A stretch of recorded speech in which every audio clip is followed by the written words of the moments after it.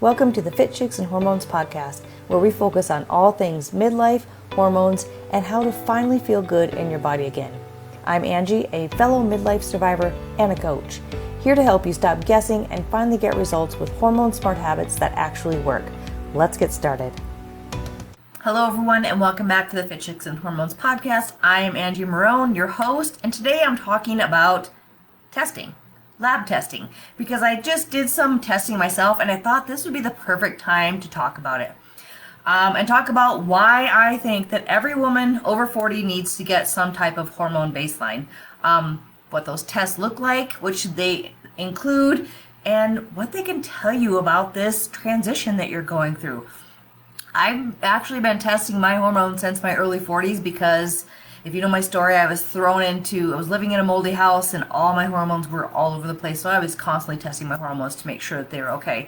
And I think it's really interesting to learn about them and see them. I guess I'm a very visual person and I like to see actually what things look like. So I loved getting them done. And so I'm going to talk a lot about my own experience, especially right now, because I just did some testing, and I'm postmenopausal, so my hormones are a little bit different.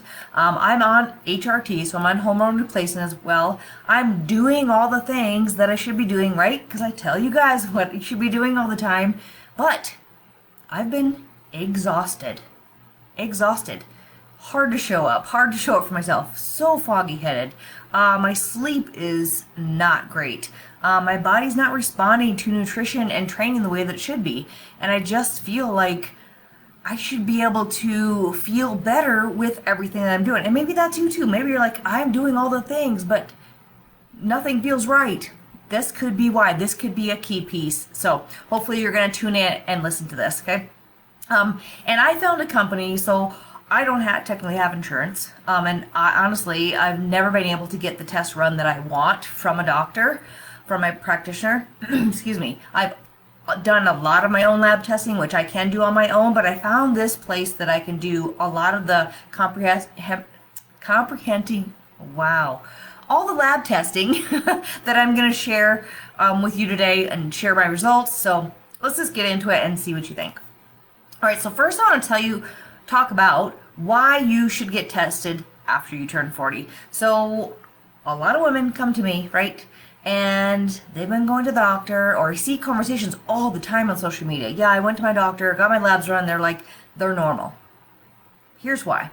These hormone shifts that drive perimenopause start in your late 30s, sometimes even earlier, right?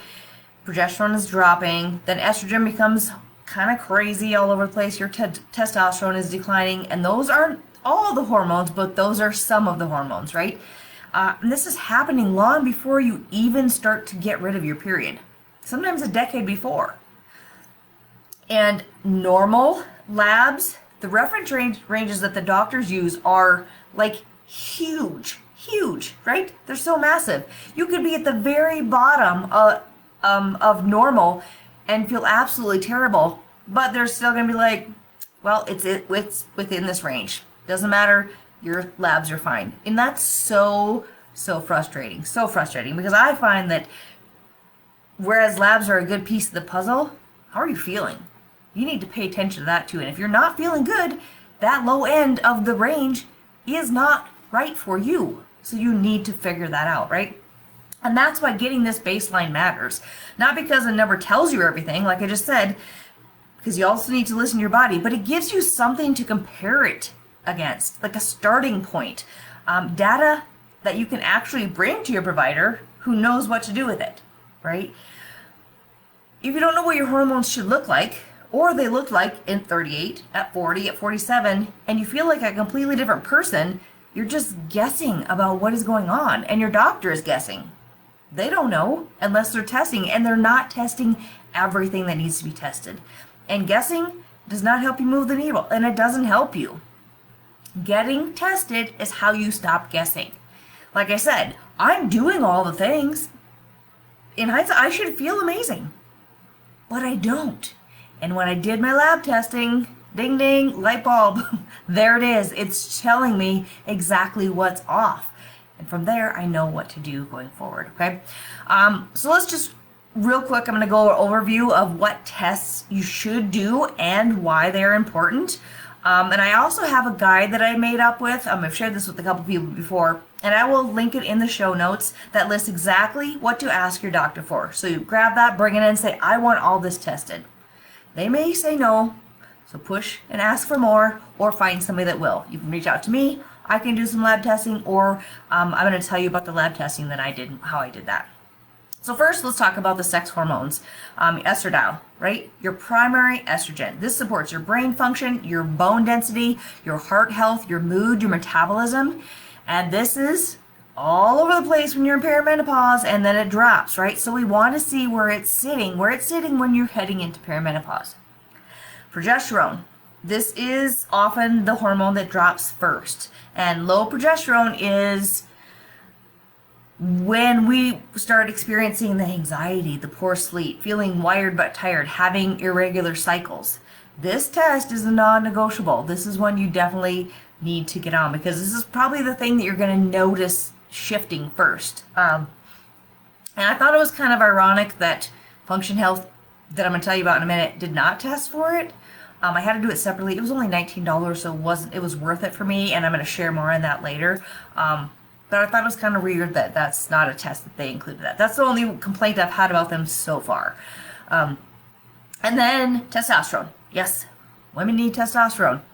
I've been on testosterone longer than I've been on the other two hormones. We need it for muscle, we need it for libido, we need it for energy, we need it for focus, and we need it for fat metabolism. Right there, right? Sounds like, yes, we need that. DHEAS, which is an adrenal hormone that converts into estrogen and testosterone. So if this is low and you're struggling with low estrogen testosterone, this can help bump it up on its own without adding those extra hormones, or if you need a little extra. This is a good marker for your adrenal health. And then we have SHBG, which is your sex hormone binding globulin. This protein binds to your hormones and makes them unavailable for use. So high SHBG can mean that your estrogen or your testosterone looks normal on paper, but it's not, your body isn't utilizing it. It's not getting into your cells. Then it's not doing you any good, right? It's just circulating through your body and not doing you any good. You also want to get your FSH and your LH. These tell you where you are in your transition. Elevated FSH is one of the key markers for perimenopause versus menopause. I don't need to test for those because I no longer have a cycle. If you still have a cycle, you want to test, because they're going to tell you if you're in that perimenopausal phase, if you're in menopause, or you're in full-blown postmenopause. Then you want to make sure that you're getting a full thyroid panel. And I mean full panel, right? Because most doctors just test your TSH. That's not going to tell you everything. It's not going to hardly tell you anything, honestly. So you want to get your TSH, your free T3, your free T4, and your reverse T3. Thyroid dysfunction looks almost identical to hormone symptoms. So it's fatigue, it's weight gain, it's brain fog, it's low mood, and a TSH can look normal while you're still struggling because your cells can't use the thyroid hormone properly. So you need to have an overall picture of all of the 4 markers, okay? Not just one. Your metabolic markers, these are so important, right? So your fasting insulin, not just your blood glucose. You want insulin can be elevated for years before glucose shifts, and elevated insulin drives fat storage. It's not what we want. And hormone imbalance, again, not what we want. This is important when you're in midlife, so we want to make sure we're testing our fasting insulin. And if they tell you you don't need to fast anyway.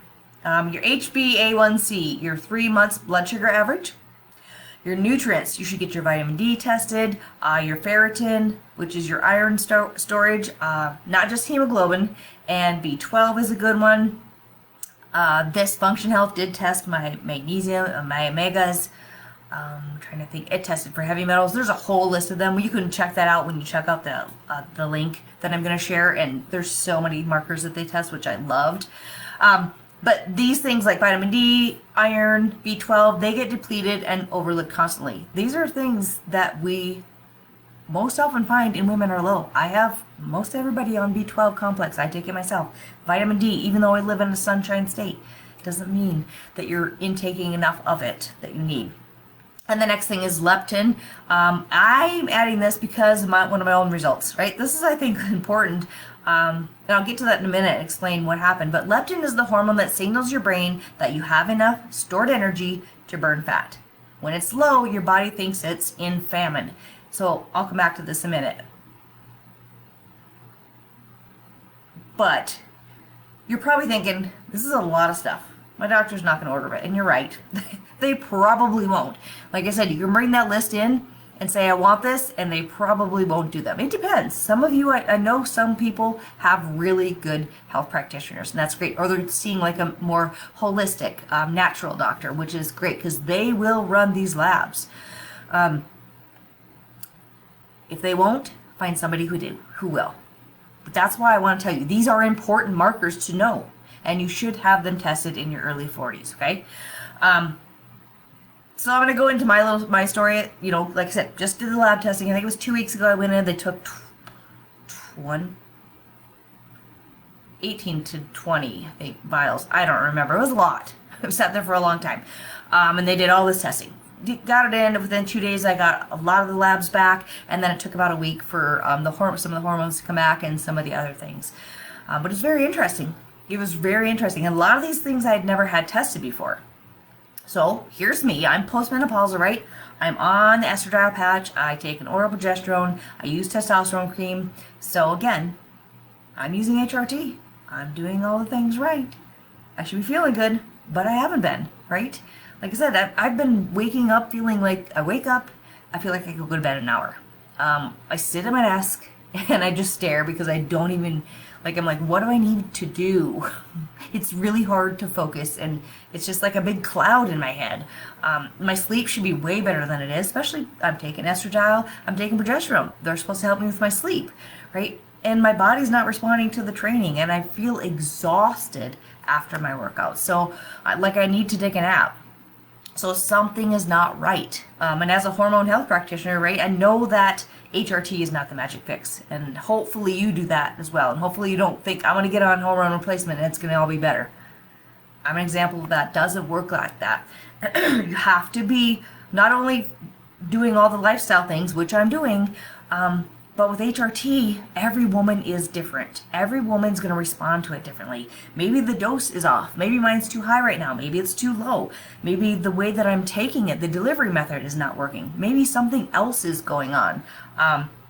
So that's why I went to Function Health to get all these tested, all the things, to get all the information I need to determine what direction I need to take next. Okay?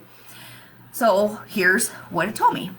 Function Health, first let me tell you what Function Health is. And I found this from my hormone doctor that I work with. She gave me this and I was like, you know what? I love that.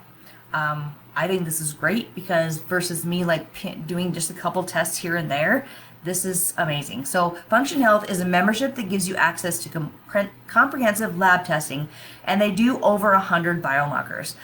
They run it through Quest Diagnostics, and they review it through a lens of optimal health, not just are you sick or not. Like, what does optimal health look like? You get 2 full panels a year, which is great. So I paid $365.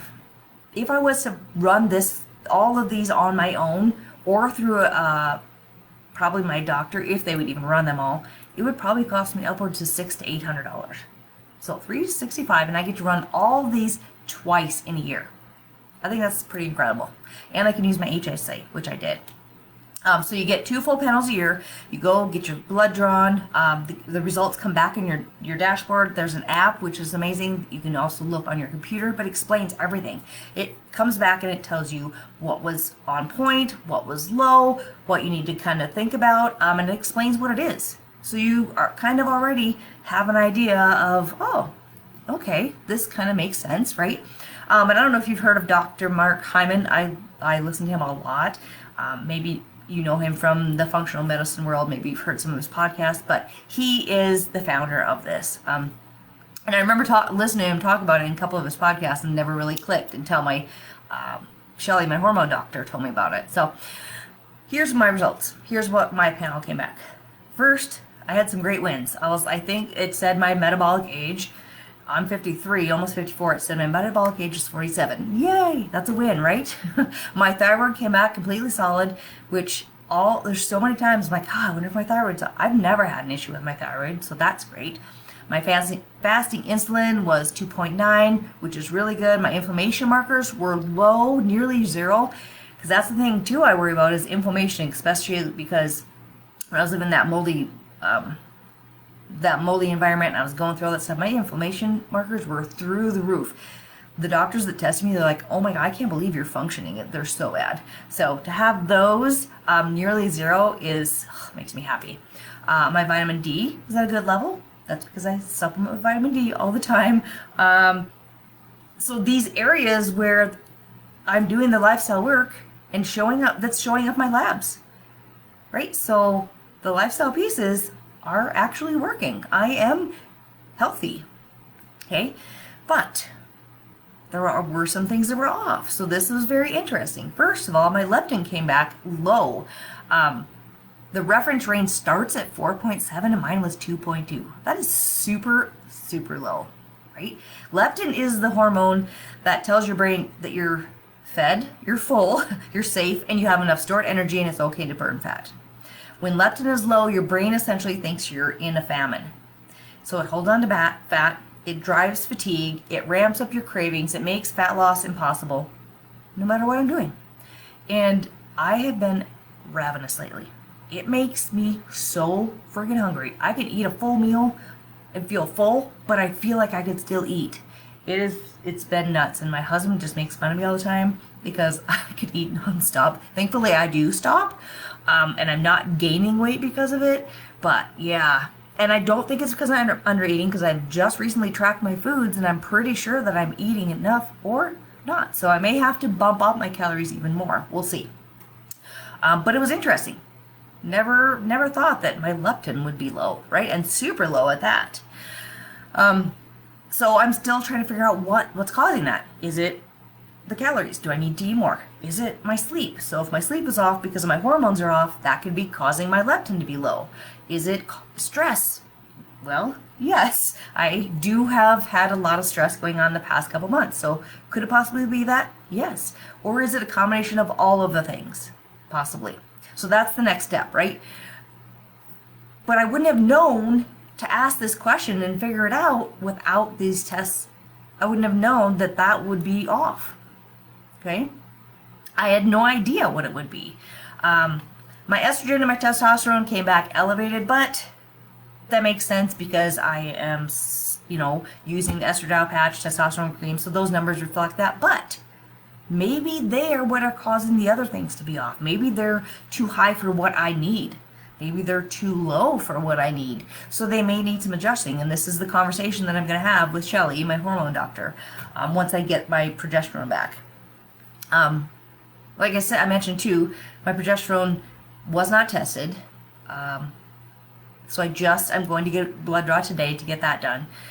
But I did my own little experience because I did a little conversation with AI just to see, could it be my progesterone? Because I know that it's supposed to be your calming hormone, right? Calming for stress, anxiety, makes you sleep. But what I found is if my body's not processing it right, it could actually prevent me from sleeping. It could actually make me more tired. So I stopped taking my oral progesterone for 4 days. I do not recommend this on your own. Do not do it. 4 days, no more than that, because then it would have given me a period and I didn't want that to come back. And I actually slept better. I was sleeping deeper. I didn't have to take anything to help me sleep. I was dreaming, not quite yet waking up feeling rested, but it could take anywhere from a week to 2 weeks for that progesterone to just if it's excess, to process out of my body before it actually gave me the full effect of having the energy, if that's what it is. So, something again to have a conversation with my hormone doctor about, right? And it could be, maybe it's too much, maybe it's the way that I'm using it. So this is an oral progesterone, and sometimes it can be inconsistent absorption. And I've actually had issues with the oral progesterone years ago. So I'm, contemplating maybe switching to a cream to see if that is helpful, and then it bypasses the gut, doesn't have to be processed through the liver and the gut, right? And maybe that would be a better option for me. Wouldn't know unless I did this little experiment. And I'm going to get my progesterone test back, and we'll see what that shows. Let's see. My omegas came back. My omega-3s low, which is crazy because I feel, again, I supplement with them every single day, but maybe not enough, so I need to bump up my fish oil. And I always recommend my clients to take omega-3s too. I actually thought I was taking enough. Guess not. So I'm going to increase that. My magnesium was also off. And I usually take about 600 milligrams of magnesium every night, but that was off. So I've been bumping that up to 3. So we'll see how that is. But again, I wouldn't have known because I take them every day. I feel like they're doing what they need to do. But this is the power of having the data, of having that information, so that you know what is going on, so you can take the next steps or figure out what the next steps would look like. And the reason I liked Function Health, because again, I talked about this on my stories. I was going to come back and give feedback about it. In your dashboard, it flags your results. So it tells you what's off. It tells you what to look at. But they're not going to tell you how to change things. That's something you have to have a conversation with a practitioner. So with your hormone doctor, with your doctor, this is something that I can do. If you have tests already, or if you go through Function Health and you want someone to walk you through the results, to explain a little bit more, and offer some type of support with that. The only thing I can do everything other than I cannot give you HRT. I do not prescribe HRT. I do not have the ability, but my hormone doctor is amazing, and I've sent many clients her way. But I do a results review session for just $75 if that's something that you would be interested in. That is also, it's linked on that lab test list. So if you want me to go over your labs, either the ones you currently have or ones that you get from some new lab testing, because your doctors are not going to tell you. They're just going to be like, oh, this is off this stuff, but it doesn't make sense. I've even had my clients upload their labs, and we go over them. I tell them what I see, and then we start to address them in whatever way we need to, whether it's lifestyle, whether it's supplements, whatever. But that's something that I offer if you're interested in that. So hopefully this was educational for you. And again, for those of you that are in your early 40s, unlike me, because I'm not,